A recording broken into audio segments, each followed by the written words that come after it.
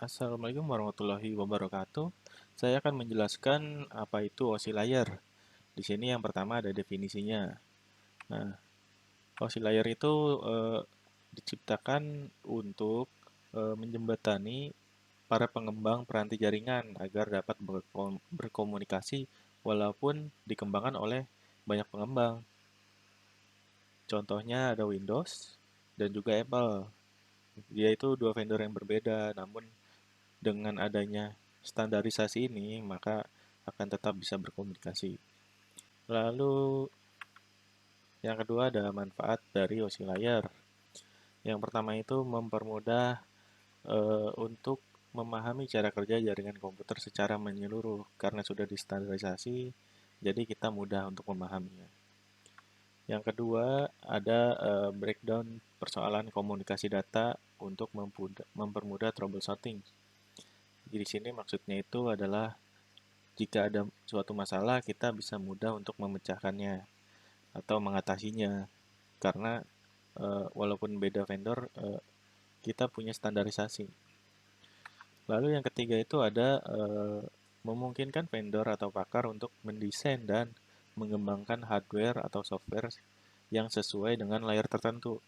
Jadi karena sudah distandarisasi layarnya, misal kita ambil contoh USB. Walaupun di Windows dan di Apple berbeda vendor, tapi untuk colokan USB itu sama kan, karena itu sudah distandarisasi. Lalu yang keempat itu menyediakan standar interface bagi pengembang perangkat yang melibatkan multi vendor. Apa maksudnya di sini itu jadi sebuah interface atau tampilan sudah ada standarisasinya juga. Jadi tidak akan eh, berbeda jauh lah. Mungkin di sini Apple mungkin agak berbeda ya tampilan, tapi tetap bisa tetap bisa dipahami. Lalu yang kelima ada memudah pengembang teknologi masa depan yang terkait layar tertentu. Di sini maksudnya itu karena sudah distandarisasi, maka teknologi kedepannya itu tidak akan melenceng mungkin ya. Contohnya USB. Dulu tuh mulainya USB 1.0, 2.0 dan sekarang itu 3.0. Jadi walaupun update, dia tuh tetap bisa dipakai dengan misalnya USB 2.0 dipakai untuk port yang 3.0 itu tetap bisa walaupun speednya mengikuti yang 2.0. Selanjutnya itu ada OSI model. Nah, di sini OSI model itu ada 7 layer atau 7 lapisan. Di sini ada layer atas dan layer bawah. Di sini di sini mulainya itu dari layer bawah. Di sini ada physical, ada data link, network, transport session, presentation, dan application.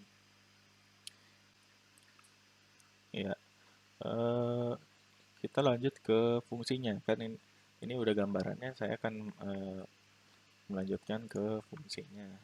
Nah, di sini kan tadi saya sebutkan kita mulai dari bawah. Makanya nomornya dari atas 7, tapi saya menjelaskan dari atas ya. Yang pertama itu ada aplikasi. Nah, di sini fungsi layar ini menyediakan servis atau layanan bagi berbagai aplikasi network. Contohnya ada Mozilla Firefox, Chrome, Zoom, Skype, dan lain-lain. Jenis layanannya itu adalah file transfer, web surfing, email, dan virtual terminal. Di sini protokol-protokolnya itu yang kita tahu ada FTP, HTTPS, SMTP, dan Telnet. Lalu yang kedua itu ada presentation, mengatur konversi dan transiasi berbagai format data, kompresi data, dan enskripsi. Di sini misalnya eh, A, B, C, D, F, G atau 1, 2, 3, 4, 5, 6, 7, 8 itu ditranslate ke data kompres atau ke biner menjadi sebuah angka-angka yang tidak bisa dibaca. Sebelumnya misalnya A, B, C, D, F, G, lalu diubah ke angka-angka yang tidak bisa dibaca. Itu akan menjadi proses enskripsi. Nah, dari proses enskripsi ini, misal kita kirim email, jadi hanya kita dan si penerima yang tahu kan.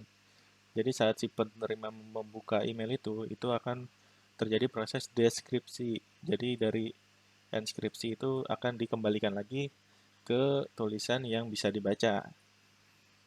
Selanjutnya itu ada layer session. Layer session ini mengatur sesi yang meliputi stabilizing, maintenance, dan terminating antar entitas yang dimiliki presentation. Jadi lebih mudahnya itu mungkin contohnya dosen membuka kuliah pada mahasiswa. Jadi terjadi komunikasi. Jadi itu disebutnya sesi. Nah, di sini itu kalau di internet itu ada yang namanya Application Programming Interface, APIS, lalu ada NetBIOS, Network Basic Input Output System. Di sini contohnya ada klien yang berkomunikasi dengan server. Di sini begitu si klien memasukkan username dan password, maka si server akan memproses yang namanya authentication atau memastikan who you are, siapa Anda. Jadi si server akan memastikan si pengakses. Lalu yang kedua, setelah kenal, lalu si klien ini ingin misalnya meminta data image X atau teks Y. Di sini si sistem itu melakukan authorization, yaitu iya atau tidak. Misalnya si penerima mau menghapus gambar atau mau mendownload gambar, si server akan melemparkan yes or no gitu. Artinya apa sih? Memastikan gitu lah ya. Lalu yang kedua ada maintenance. Di sini image yang tadi sudah diminta oleh si klien akan diproses. Jadi si server ini akan akan memproses. Lalu ada terminating. Nah, di sini di mana sistem yang tadi sedang diproses itu sudah selesai. Di sini contoh aplikasinya itu ada Mozilla Firefox dan Google Chrome. Nah, di sini itu browser itu ternyata menggunakan 3 layer sekaligus, yaitu application, presentation, dan session. Setelah dari session ini, kita lanjut masuk ke proses transport. Ya, kita lanjut di transport. Di sini menyediakan end-to-end communication protocol atau bertanggung jawab atas keselamatan data dan segmentasi data. Di sini contohnya segmentation itu ada data di internet yang kita download misalkan. Nah, itu akan menjadi segmen-segmen tertentu. Misalnya kita download satu file, dia akan menjadi 3 segmen misalnya untuk memastikan keselamatan data. Bagaimana caranya? Sebentar, kita cari tahu dulu. Di sini komputer itu bisa untuk data atau flow control itu sampai 100 Mbps, sedangkan di handphone itu 10 Mbps. Kita contohkan data yang di komputer ini dikirim ke handphone, terbagi menjadi 3 segmen. Nah, lalu misalkan ada error di sini, error control ya. Misalnya ada error dari 3 segmen ini, segmen kedua misalnya error. Nah, itu akan menjalankan automatic repeat request. Jadi si data yang korup tadi, data yang error tadi akan diminta ulang dan di-download ulang. Itu fungsinya segmentation ya, di sini dibagi menjadi 3 walaupun satu file supaya bisa apa menjamin keselamatan data. Di sini untuk protokolnya itu ada 2, ada TCP, Transmission Control Protocol, contohnya email, www, FTP, dan lain-lain. Di sini ada juga UDP, User Datagram Protocol, contohnya video streaming, musik streaming, game streaming, TFTP, DNS, dan lain-lain. Ya, kita lanjut ke layer network. Di sini layer network itu fungsinya menentukan rute yang dilalui oleh data, menyediakan logical addressing, data packet, routing, path determination. Nah, di sini itu local addressing itu maksudnya menyediakan IP untuk komunikasi dua dua perangkat. Di sini ada si pengirim, ini ada penerima. Nah, di sini contohnya ada juga misalkan komputer B itu mengakses Facebook dari IP tertentu. Nah, lalu dia akan mengakses si IP si Facebook ini. Begitu juga si komputer A. Di sini path determination ini untuk menentukan rute data. Nah, di sini kan bercabang juga. Seperti mungkin bisa dianalogikan seperti segmentasi pada layer transport. Di sini itu juga bercabang ya. Jadi ini jaringan. Jadi kita menentukan rute jaringan si pengirim dan si penerima. Yang kedua itu ada layer data link, menentukan pengalamatan fisik hardware addressing, error notification atau detection, frame flow control, mengontrol data dari pengirim ke tujuan. Ya, di sini tuh ada hardware addressing, access the media farming. Di sini jadi data paket itu menjadi satu frame, ya, dari misalkan perangkat satu ke perangkat selanjutnya, perangkat kedua. Nah, bagaimana frame flow control error detection? Di sini si perangkat satu itu mengirimkan ke perangkat kedua. Di sini si header ini yang H1 ini akan terus berubah-ubah. Di sini ada H1, H2, H3 sampai ke si penerima. Lalu apa yang dipertahankan? Yang dipertahankan itu adalah si IP paket ini. IP paket ini akan selalu ada.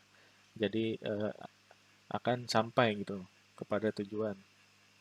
Dari data link yang sebelumnya, dari sini kita akan ke layar fisikal, layar fisik. Nah, kita ulas lagi di sini tadi eh, ada segmentasi dari transport layer, lalu data tersebut itu akan masuk ke network layer, akan disematkan IP dan IP si pengirim dan IP si penerima. Lalu akan masuk ke data link, akan disematkan paket dan di frame menjadi satu, lalu akan dikonversi menjadi bit. Nah, dari bit ini di sini ada contoh-contoh apa sih media transmisinya. Di sini ada sinyal, ada udara, di sini ada kabel optik, ada kabelan, lalu ke media, lalu sampai ke si penerima. Nah, yang dimaksud fisikal itu yang si media transmisinya. Di sini ada sinyal yang paling ketara itu. Lalu kita masuk ke komunikasi antar layar. Eh, komunikasi antar layar itu ada dua jenis. Yang pertama itu komunikasi vertikal. Komunikasi ini terjadi antara layar satu dan layar yang di bawahnya, di bawah atau di atasnya. Eh, jadi bertahap itu, tidak lengkap. Lalu yang kedua itu ada komunikasi horizontal.